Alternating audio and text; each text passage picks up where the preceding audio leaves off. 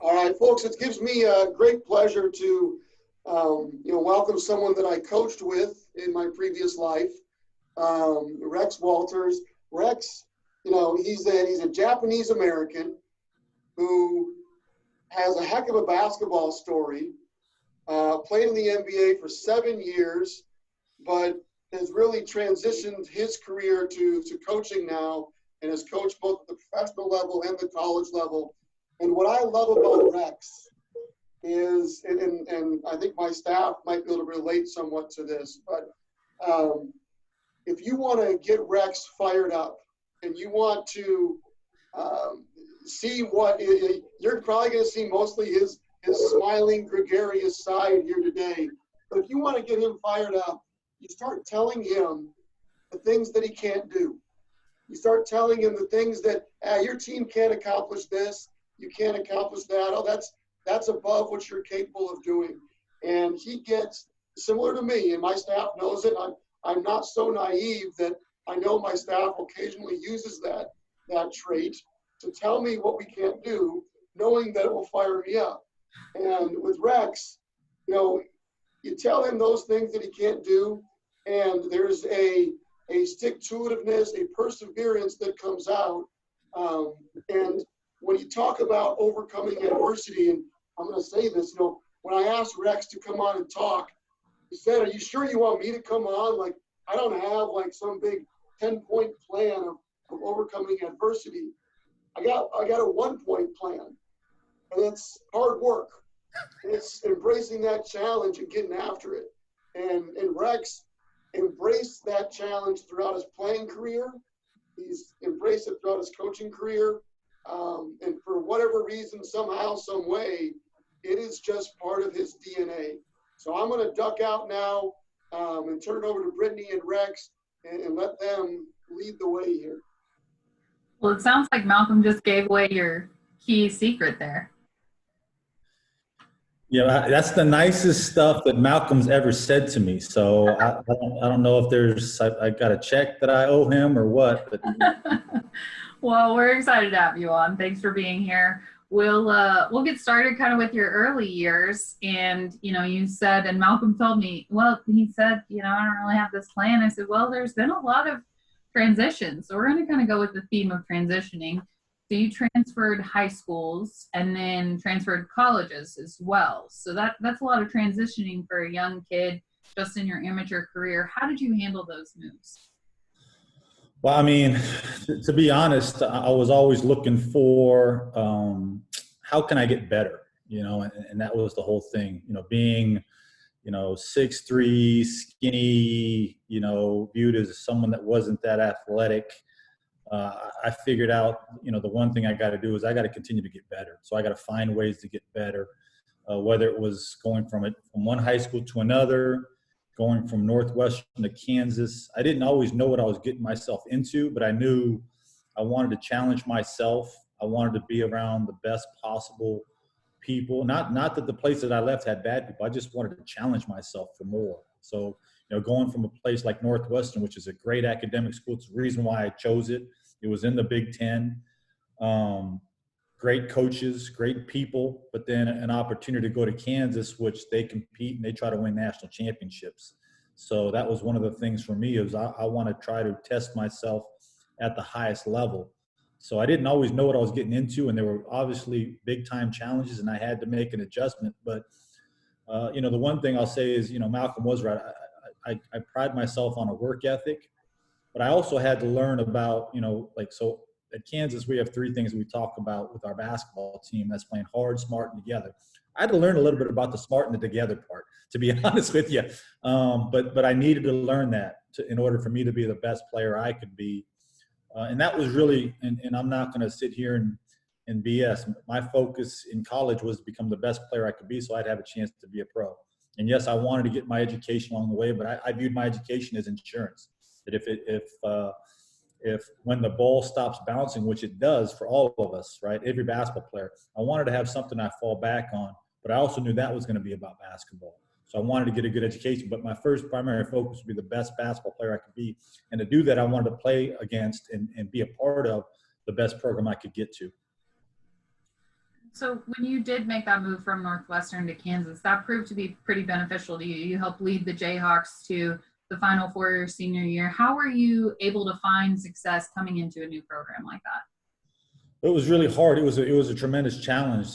We played zone at Northwestern. I wasn't necessarily asked or had not really learned much about playing defense. Just to be completely and totally honest, that wasn't something and that was from day one with Coach Williams.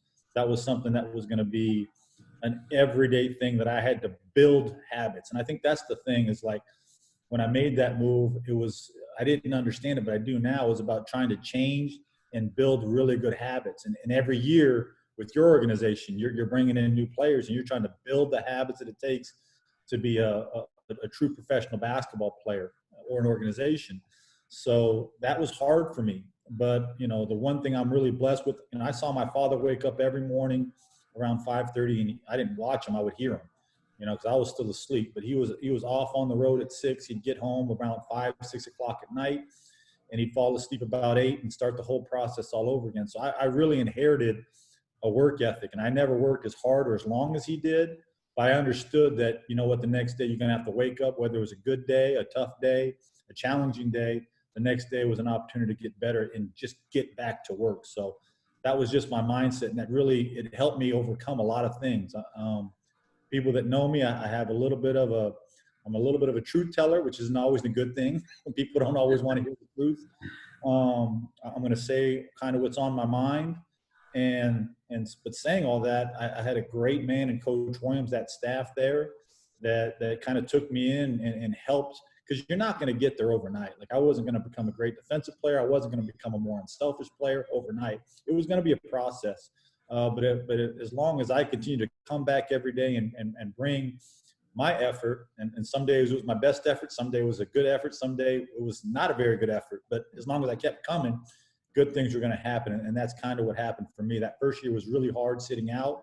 It was a challenge every single day, not being able to play in games and learning new habits, and the habits that it took to not score, not to put points on the boards, but to win, and to win at a high level and try to compete and win championships. So it was really good for me. That's a really important lesson, especially for the time that we're in right now, talking to these business owners and business leaders. Just knowing that the extraordinary is built in the everyday ordinary. And so it is building those habits during times like this that help you build that success in the future. And I think there's always something, I'm sorry to interrupt you, Brendan, but I think there's always something you can do. Like even in these times, like even today as a basketball coach that quite honestly, I have no one to coach. I have to find ways to get better so that when I get that opportunity again, I bring something of value, and I have I've been able to work with some great people, Malcolm being one of them. But the one thing is every day you have to bring value, and the people that work with you or work for you or you work for, you got to make sure that that's something you bring every single day. And if you do that, good things are going to happen. And so when I was at Kansas, I wanted to bring value. And one of the things that I thought I brought was effort. Every day, didn't always listen, but I learned to listen, right? Didn't always know how to hold my tongue, but I learned a little bit more about how to hold my tongue. But I was going to bring effort, and I was going to bring something, and I think that's just really important. Even in today's day with COVID, I'm on Zoom calls like today. I'm listening. I listened to your coach with the Texas Legends about a week ago. It was a really good Zoom clinic that he gave that made me think about some things that maybe I would do a little bit differently. So every day you got to get better. Absolutely. What is, since you brought it up, what's one thing that you and your staff are doing right now to get better? Well, just like I said, every morning I wake up, every morning my son works out. So I'm always putting a lot of thought into player development. And so, as a former head coach, as a former assistant coach, I'm thinking of player development, because at the end of the day, if your players can't put the ball in the basket, if they can't make that pass, if they can't handle the ball, there's a lot of skills in the game of basketball.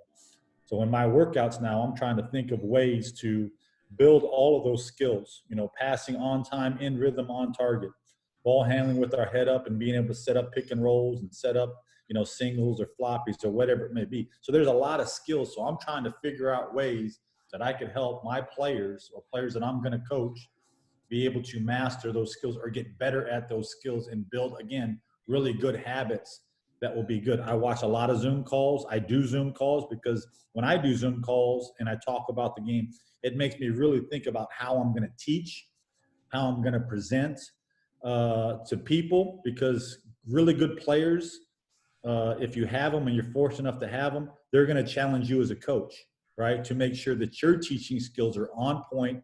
You've put the time, you've put the effort to really teach technique and help build habits. Absolutely.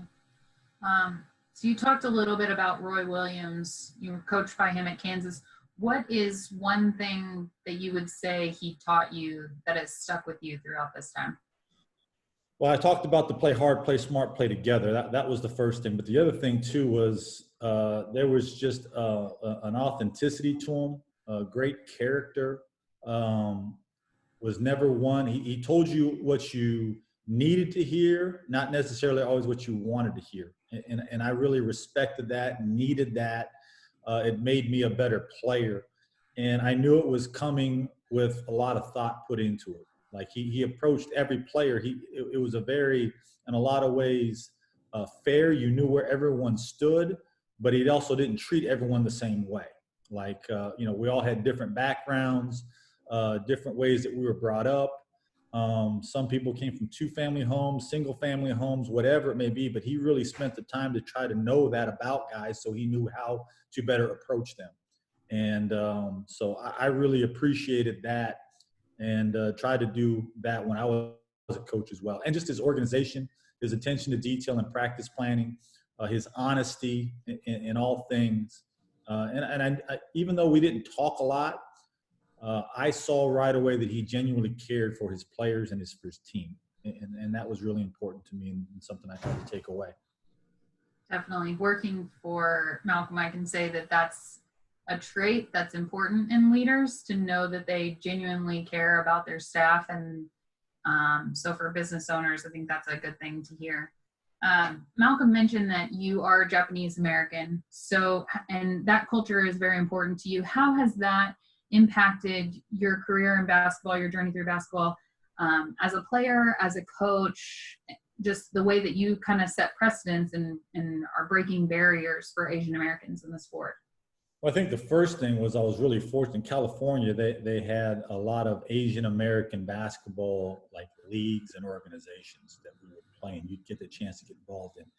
And the Japanese coaches that are there, they spent a lot of time on the fundamentals. And I think that was really, really important for me to learn from a young age, the importance of handling the basketball, passing the basketball, the proper techniques of shooting, and playing the game. We played too much zone. I'll be honest. We played way too much zone, but I did learn those things.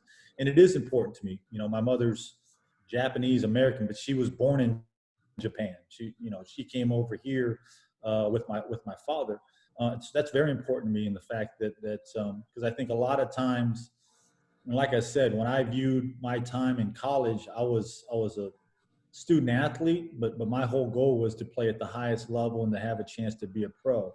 I think a lot of times we as a Japanese American, you see a lot of Japanese parents, and I don't mean to criticize, but it's solely about school. You're not going to be able to do this. You're not going to be able to do this. I think when you see guys like Jeremy Lin, people look at me, don't see me as Japanese American, but that was important to me that Japanese Americans knew that they could make it and they could make a difference and they can have a career in something they love to do, right? And academics are really important. It's the number one thing. That's obvious, but I wanted them to see me as someone that, if he can do it, I can do it too. And I can make it and I can have a career, whether it's in basketball playing, coaching, front office. You see now the diversity, and as we continue to build on that in the NBA, in the G League, you're seeing more people of color, but not just African Americans, it's all different people from all different races, religions, creeds. It doesn't matter. It's a great game, and there's careers that you can find if you really work hard at it. Absolutely. And so you mentioned your son and your parents as well, how your parents kind of set those examples for you and how you work to set those examples for your kids. For the business owners on this call, what is one thing that you would say is so important to in building those habits and setting those examples for your kids at home? Wow. I think number one, they're going to see what you do. They're not going to necessarily see what you say, right? And Lord knows I'm not perfect. So when I mess up, my kids are at the age now where they'll call me on it. So they're going to watch our example. They're not going to, they are going to listen to what you say, but they're going to watch our example. And it's a crazy time that we're living in, and so many things are around money. But I'll say this, and I think my father was an example of this. I played for Coach Riley, and he always said, and I will never forget this, he said, if you do things the right way, the ball finds the net offensively. And I really believe that. If you do things the right way, you're going to find a way to make it work in your business, make it work for your team, make it work in your organization. But people are going to be watching. And, in this time of Division I basketball, and that's why I think the G League is great now as well, but in time where people aren't necessarily always doing things the right way in college athletics, well, it's all going to come to fruition. It can't just be driven by the dollar. It's got to be doing about what's best for the people in your organization, what's best for your family. So back to our theme of transitions, you're drafted after your senior year at Kansas. You had a very successful senior season, and you go in the first round to the Nets. There's another transition there. You're a big man on campus at Kansas, and suddenly you're a rookie in the NBA. What was that transition like, and was it tougher than the other two? Very difficult. All of your players that are coming out of college, I was blessed that I had a little bit because of my contract. The G League's not paying that much, no offense, but living on my own, having to cook my own meals, going from you have 3 meals a day at Kansas, and now you got to cook your own meals. You got to go find your own meals and taking care of yourself. So it was so much bigger. I thought the college thing actually helped me, being on my own, but now being on my own completely. And I was fortunate to have a great woman in my life who's now my wife that helped me. But being on my own, paying my bills, and then learning, because the players are so good in the NBA and the coaching is so good in the NBA that now a lot of the really good habits that allowed me to be successful, that allowed me to be successful in college, you have to build upon those and build even better habits at the NBA level. So it was a tremendous adjustment for me. I learned so much. I was never a great NBA player, but I was able to find a niche that helped me last 7 years in the NBA, learned from some great coaches that to this day, it's kind of that thing where, we talked about parenting. The things that I thought were corny, I would never say as a parent, I say as a parent now. Or as a kid, as a coach, the things that I was like, I'll never say what Chuck Daly or Pat Riley. No, I'm saying those exact same things, the same terminology, some of the same plays, some of the defensive things that we drill.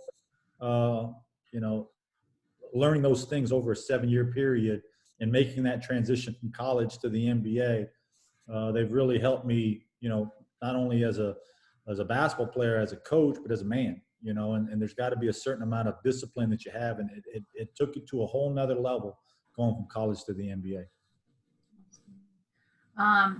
So you played for Pat Riley. You mentioned that. What was the best pregame speech that you heard?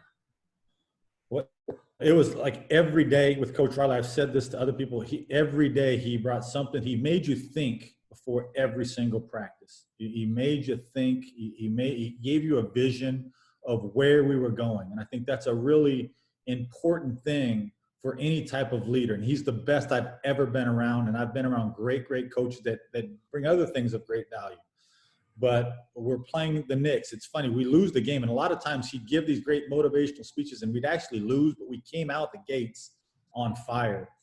And there was one where we were watching, he would splice in video of us playing. And then if you've ever seen the documentary When We Were Kings about Muhammad Ali, you should watch it. It's great. And it's talking about when Muhammad was getting ready to go back in the ring with George Foreman, a guy that was younger than him, a guy that was stronger than him, in a lot of ways was better than him. And then Muhammad looked at himself and started talking to himself and found a way to get it done. and Pat's kind of giving the commentary and talking, and the music's playing in the background. And I tell you what, we were ready to run through a brick wall for that man when we went out there. And he had an unbelievable way of doing that. And I've never seen anyone that good, but I do think it helped me as a coach, because I always tried to think about, okay, how do I want to send my guys out onto the court?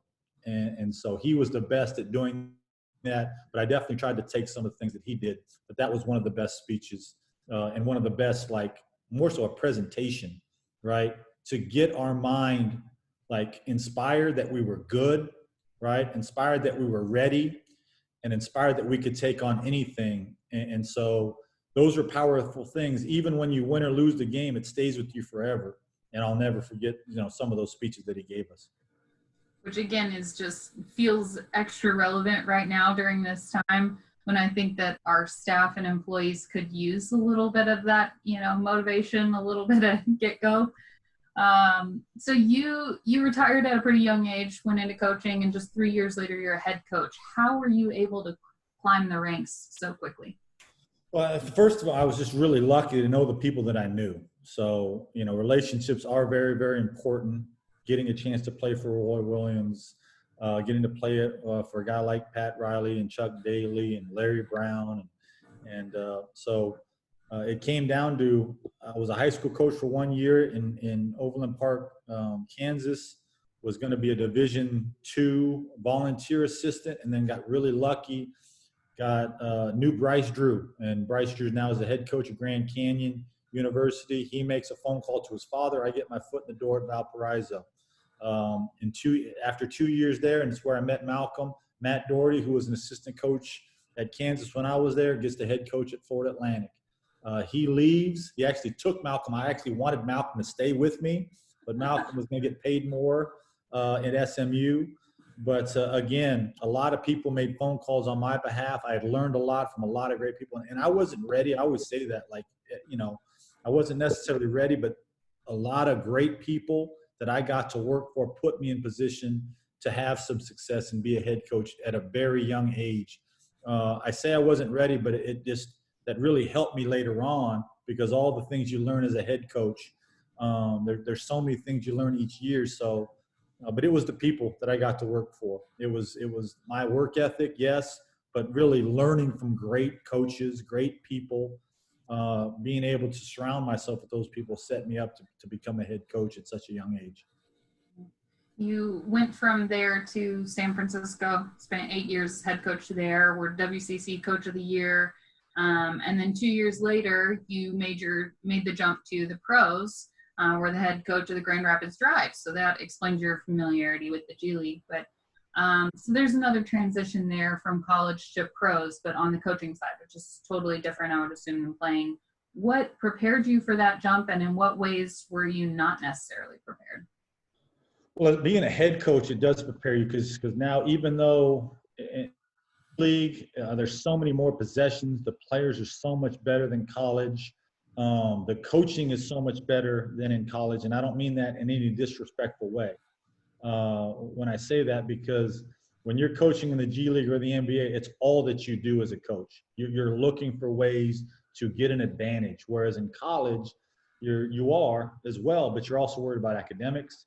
You're also worried about recruiting. You're always working about their housing, their nutrition, a lot of different things that don't translate necessarily. The nutrition does, and the sleep does, and the housing, but still, there's so many other things that you have to apply yourself to. So in one way, I was, that was a transition where it was all basketball, all the time.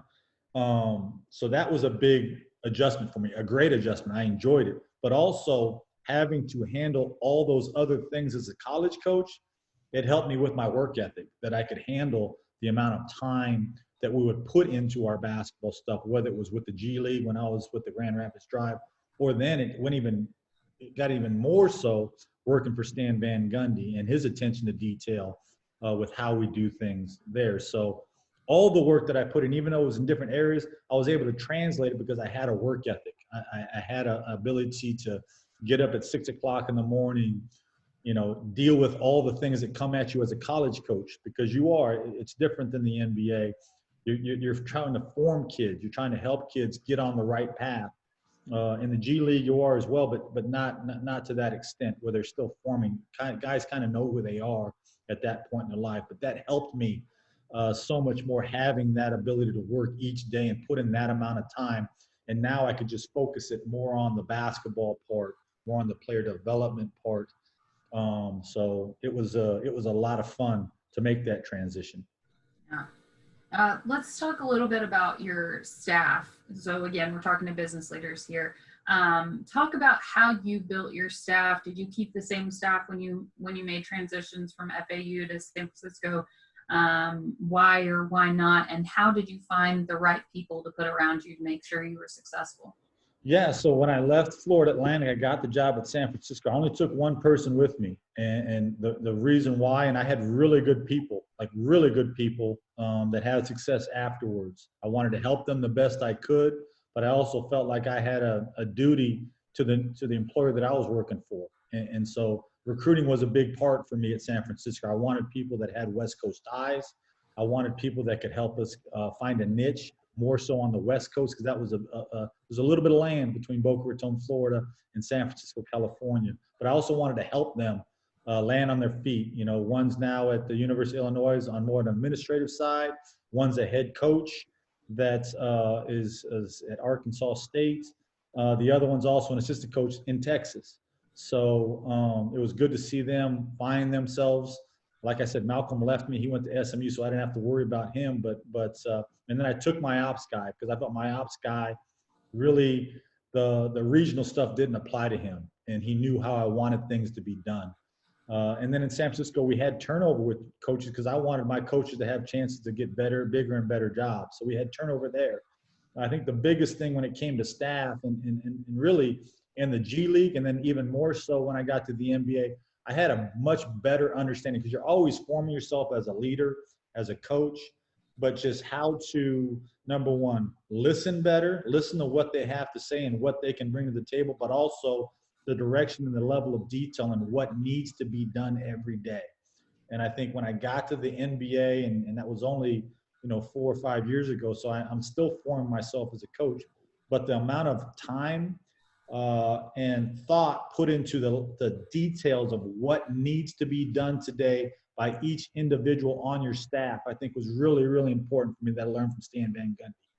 And he is, without a doubt, in my opinion, one of the best in terms of delegation, but in terms of definition, role definition of what we need you to do today for us to be successful. And he was very open with his staff. He was also someone that listened and wanted to hear other ideas and other ways that we could possibly do it. And then we have to make a decision. And then you have to have good people in your organization that whether they agree or disagree, when they leave that room, you guys all have a common vision of what needs to be done today to get us to go where we want to go. Absolutely. So as you're currently an assistant coach, and so I think you kind of get the best of both worlds. You have that leadership above you that you get to learn from, but you're also leading a group of people. And I feel like a lot of the folks in this room are probably sitting in a similar situation. How do you handle that combination of leading and being led? And what would you say is the strength in that? Well, I've been really fortunate because I've been able to do both. I started as an assistant, I moved to a head coach, and I went back to being an assistant. And I think I have a much better understanding now of what that leader is going through each and every day and all the things that come onto his desk. So it's made me better. And I think if I had to go back to when I first started as assistant, I would try to put myself in his thought process, in his point of view, because as assistant, you don't always understand it. A lot of times as an assistant, you feel like you got all the answers already. Why isn't he listening to me more? And you've got to really do a much better job of trying to put yourself in their shoes and understand what they're going through each and every day. That's what made me a better assistant. So it's easier for me to actually now, as at 50, it's easier for me now to take direction than it was for me at 35 or 40 because I understand that seat. And I think that that's another reason why communication and a head coach taking someone and spending time with them so that person, that assistant under them, understands what that head coach is going through, the challenges he has each and every day, the amount of responsibility that he really has every single day. So you're going to get more out of each other. We had a mention in the chat there about Coach Van Gundy. So give us your best Van Gundy story, or if that's something that you learned from him. If you want it to be serious, great. But if there's a funny story you have, we'd love to hear that. Well, here's the thing that well, obviously I'm a big fan and enjoyed my time. But here's the thing I would say that I was really inspiring for me as a coach, because we get into the NBA is a long season, and even in our last season there in Detroit, we had a lot of injuries, and it was very hard, right? You know, dealing with losing Reggie Jackson for the amount of time we did. We made a trade. We lose Tobias Harris and get Blake Griffin, but he had never practiced as much. So, but the one thing I thought that was amazing about Stan, in our staff meetings, there would be not complaints, but a lot of addressing of issues that we had as a team. And those are hard conversations. Sometimes it can come off not as negative, but like just trying, difficult times. And the second he got on the floor, he made sure that those players heard what they needed to hear for us to become better. He was positive. He was smiling. He was upbeat. As miserable as he seemed in the staff meeting, in front of those players, he gave them, again, a vision of what we need to do today and where we need to go to be the best team we can be. And I thought that was something every day. And I was thinking from a different side. I only saw Pat Riley in front of us. I didn't see him in the staff meetings. But to be able to see that and also understand it, because as a younger head coach, the way I looked in the staff meeting, sometimes that's how I looked in front of the players. And that always wasn't a good thing. So I really learned a lot from that.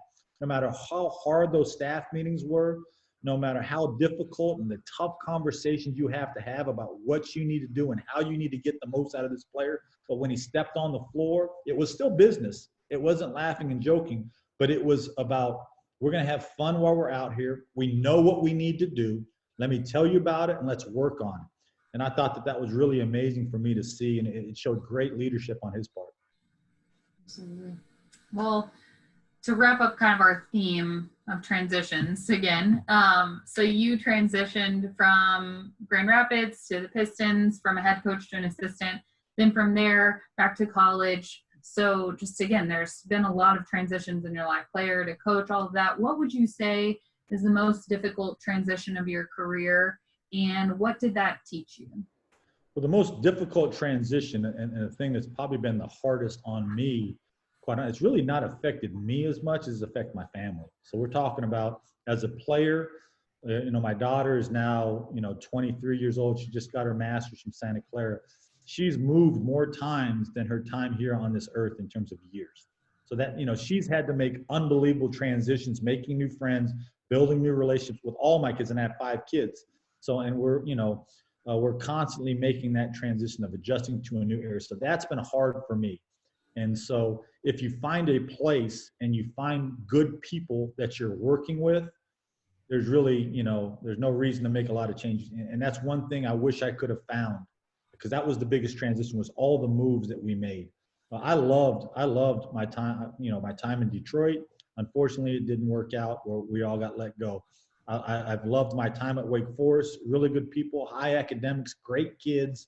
So that's not been the difficult part is picking up, moving, and your family having to make those transitions. So if you can avoid that at all costs, because at the end of the day, someone told me a long time ago, and I think this is true, you've got all these different balls in your life. You've got your social, you've got your job, you've got your hobbies, you've got whatever. There's only one that's glass, and that's your family. You don't want to drop that one. So I've been really fortunate. I have a really strong woman in my life, my wife, Deanna. She's kept us together, but I wish we could have found some place where we could have really found a home and really build something, and hopefully, we'll find that. Absolutely. So we've had a number of questions come in, some of a serious variety and some of a little more lighthearted variety. Brittany did not get into your movie career. And That's so right. you're a movie star. Your role in Blue Chips that movie would have flopped without you, without a doubt. So what's something that, a story from Blue Chips, are you still getting checks from that movie? So, you know, here's the sad thing about it. I actually read for the part of Ricky Rowe, right? And so got to fly out to LA. I'm like, you know, living the jet set life, first class seat out to LA, picked up in a limo. You know, they sent me back in a cab because I could not act at all. So they basically just gave me a kind of a simple part where I could go play. But no, that was a lot of fun for me. It was a great experience. Got to meet, like I said, Nick Nolte, got to meet William Friedkin, very cool stuff. But I realized really quickly my IMBD page isn't going to be very long. There's not going to be a lot of parts. And I'm still looking for some of those royalty checks. I haven't seen one in a while. Gotcha. We'll be sure to follow up on that. A little bit more serious note, you know, you talk about getting better every day. And, you know, in coaching, you and I have used the phrase before, you're hired to get fired. You know, as soon as you get a job, even if you have the greatest success, eventually that players are going to tire of your voice, administration could tire of your voice, whatever it might be. Like there's a life period, a lifespan for each coaching job.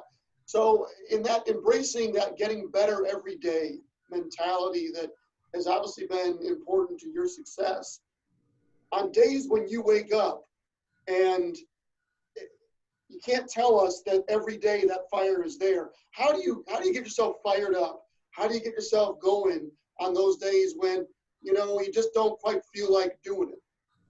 Well, I probably wasn't great when I always woke up, but I left a note on my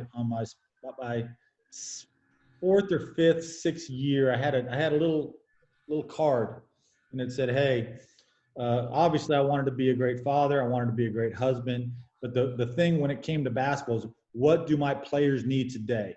And I really needed to get out of myself and get into what my players needed. I didn't understand that early as a young coach. Like, for example, when I watched film with our players, sometimes for me, it was like a relief of getting this off of my chest and making them feel what I feel. Well, that's not what they need. I need to figure out what they need today. And some days are going to be hard. Some days they're going to need some humor. Some days they're going to need, you know, whatever it is. But I got to figure out what they need today. So I got to get out of myself and get into what my players and what my staff needs. And once I'm able to do that, I become a better coach. And so I left that on my desk. It'd be underneath my computer. And I took my laptop home with me. So right before I put it down every day, I'd see that little note to myself, like, you know, good, obviously, good husband, good father.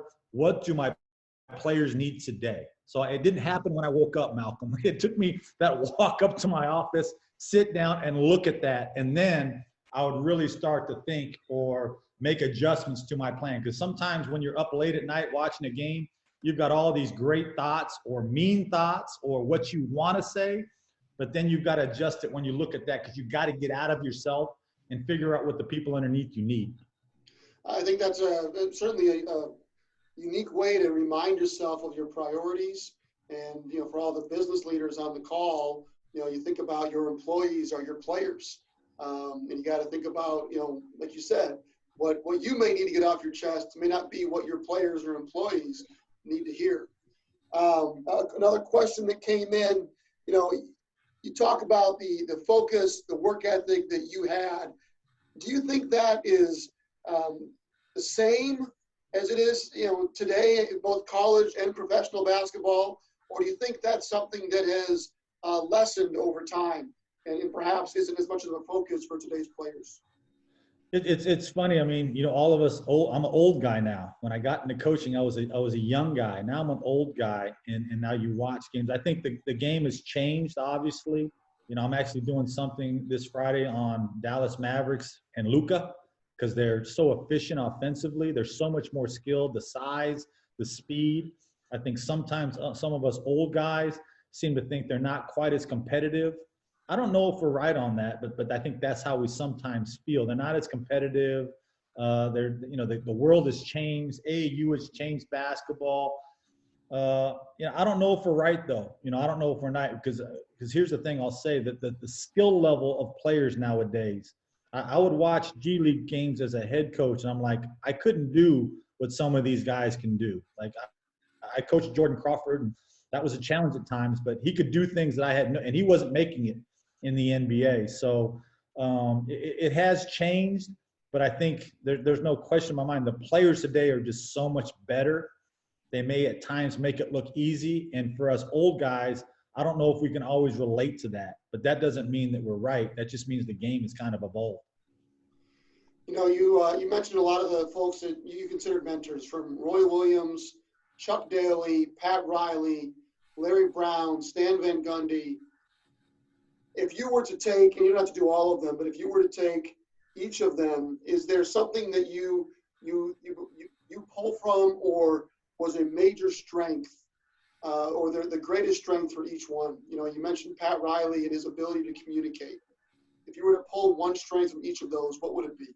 Wow. So I'll say, like, Chuck Daly, he was an unbelievable psychologist. Like he could really understand players and understand what they needed to hear, right? Even if it was off on the deep end. Like, we would have players come in and try to tell Chuck, like, this is not working, and he'd just look at them and say, do you want the clipboard? And it kind of took them back. I don't know if it worked today, if that worked, but back then they would get scared by that. Like, no, you got this, Chuck. Like, he knew the right buttons to push to get the most out of each team, right?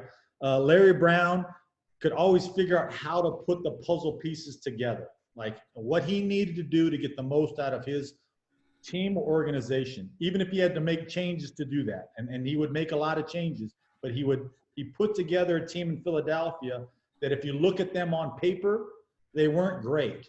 But as a unit, he figured out, if I can get Eric Snow, if I can get, Theo Ratliff, if I can get these guys to play their role, I could have a really good team. We'll have a chance to win a championship. I already talked about Riley and his motivation. Like, he was an unbelievable motivational speaker, like, phenomenal. I talked about Coach Williams, like, sincerity, like, yes, organized, because all of them have that organization, but his sincerity, his ability to, make you feel like he loves you and he cares about you, he wants what's best for you. It makes you want to run through a wall for him.